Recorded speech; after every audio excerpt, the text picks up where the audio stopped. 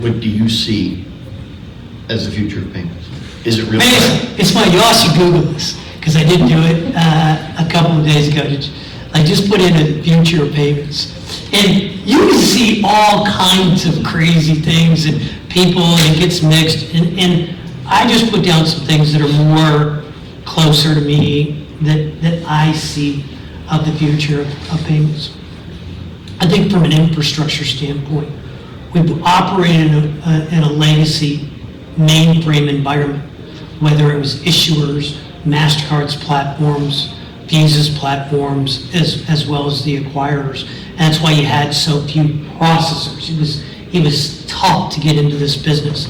But with the advance of cloud technology, it's going to be much easier for somebody like a FiNet who wanted to stand up and wanted to directly connect to both Mastercard and Visa, is that eventually you'll be able to plug into an API and you'll have your own processing platform. You won't have to rely on a big major processor to be able to do that. So I think that advancement of cloud technology, yes, it's connectivity. You still have to have the other pieces. But I talked to independent ISOs that 10 years ago would have never been able to get directly connected to me.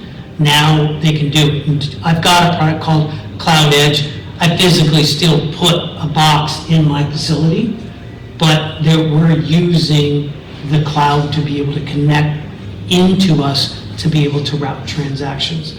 And so I do think that technology will do it.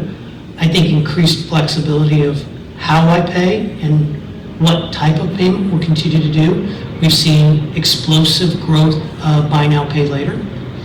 There'll be a little bit of a pullback. You're already starting to see activities in the UK and as well as Australia in putting regulation and guardrails around buy now, pay later. And what are we doing? You can see the CFPB jump in a little bit to be able to get around, but it gives more flexibility to consumers in how they want the payment terms to be able to do it.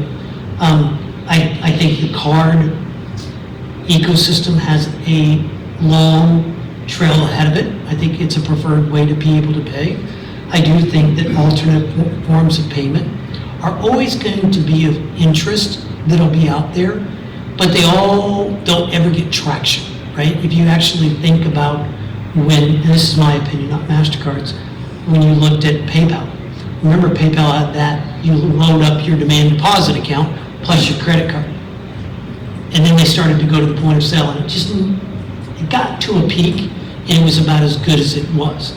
And I can tell you just in my own experience, I'd love to hear if any of you are, more people are using their cards in their PayPal account to be able to fund the purchases than they are their ACH. And so it got to a point, a good friend of mine was there at the time, he said, I think we got to the point where we reached our maximum capability to be able to do it. So alternative will be there.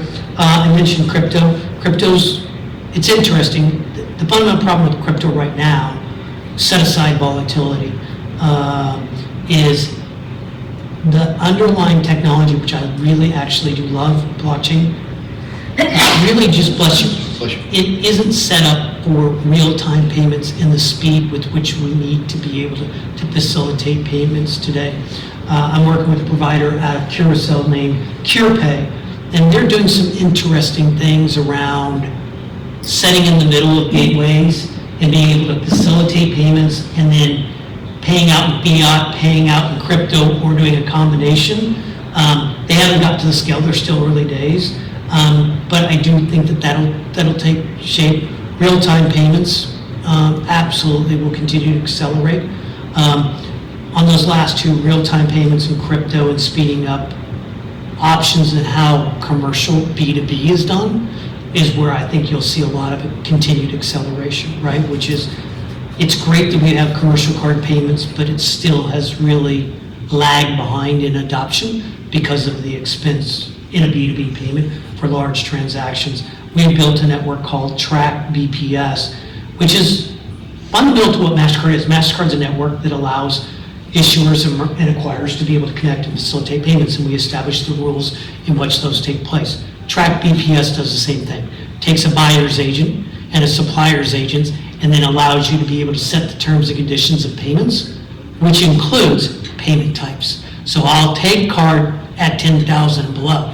but 10,000 and up, I might take real-time payment, I might take crypto, and I may set the criteria, and then we facilitate that. I do think that that'll be something in the future. I think you're going to see buy now, deliver anywhere, just continue to accelerate. It's amazing. We were talking this morning, I was talking to somebody about how the delivery trucks, when you work from home, you see all the damn delivery trucks and how fast that they can get it. And just the ability to be able to pipe, but get that near real-time delivery or fast delivery. That's important to us, right? Is because consumers no longer have to wait for the goods.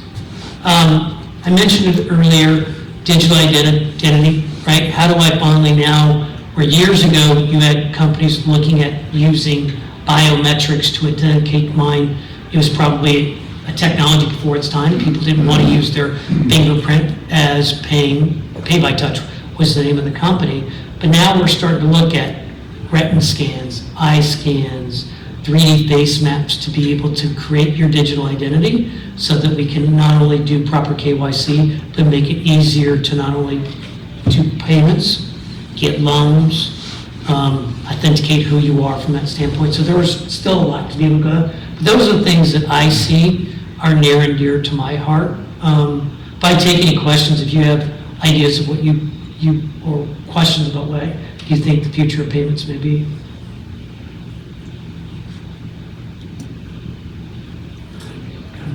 Yeah. Is there demand for crypto payment at this point? And I don't hear that at the bank, that's why I'm asking. From a merchant standpoint, I don't think it's ready for prime time. I just don't think it's fast enough that there's a lot of demand from consumers wanting to do it.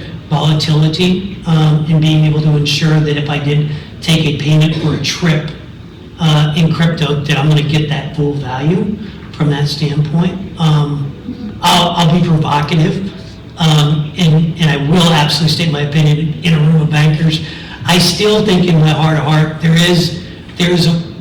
when you look at emerging technologies that could threaten the core banking systems, you look at that and you go, I want to keep it close, I want to understand it, because the reality is if somebody could, I'll go on and say, we're all the last of the Depression generations, right? Which is banks are safe, secure.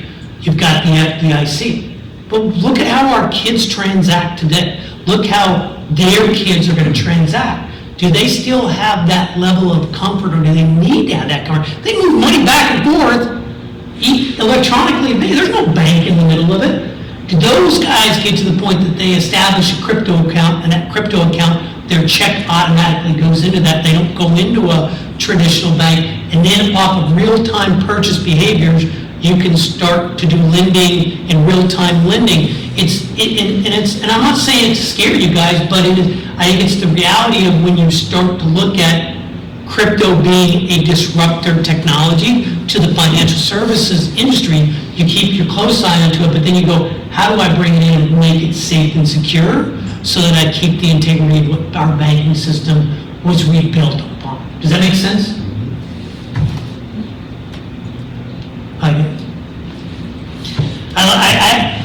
I enjoy crypto. I enjoy watching it. I will tell you a funny story, Miss Patty. I love my wife dearly. So in the middle when I was going through all this crypto stuff and trying to understand blockchain, I came home one day and Patty says, I bought $300 of Bitcoin. I go, what in God's green earth are you doing? I made her sell with it. So we did the math. If she would have held on to that, I wouldn't be sitting here at this table right now if I would have told her to sell that. How often did you bring that up? Oh, she really regularly.